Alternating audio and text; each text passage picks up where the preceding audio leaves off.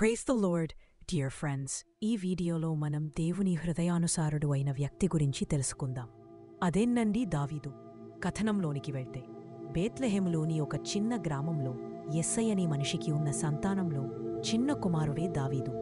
చిన్నవాడే అయినా దేవునిపై అతని విశ్వాసం ఎంతో గొప్పది. ఒకరోజు దేవుడు సమూయేలు ప్రవక్తతో చెప్పాడు, నేను ఇశ్రాయేలుకు కొత్త రాజును ఎన్నుకున్నాను అని చెప్పాడు.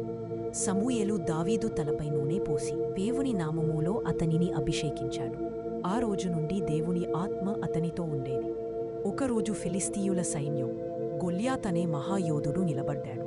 అతడు ఇశ్రాయేలును మరియు వారి దేవుడైన యెహోవాను అవమానిస్తూ గర్జించాడు. కాని దావీదు ధైర్యంగా చెప్పాడు, నీవు కత్తితో వస్తున్నావు, కాని నేను యెహోవా నామముతో వస్తున్నాను. ఒక్క గులకరాయితో గొల్యాత్ నేలకూలాడు. దేవుని శక్తి గెలిచింది. కాలం గడిచింది. సౌలు మరణించాడు. మరియు సమూయేలుకు దేవుడు చెప్పినట్టు దావీదు ఇశ్రాయేలుకు రాజు అయ్యాడు.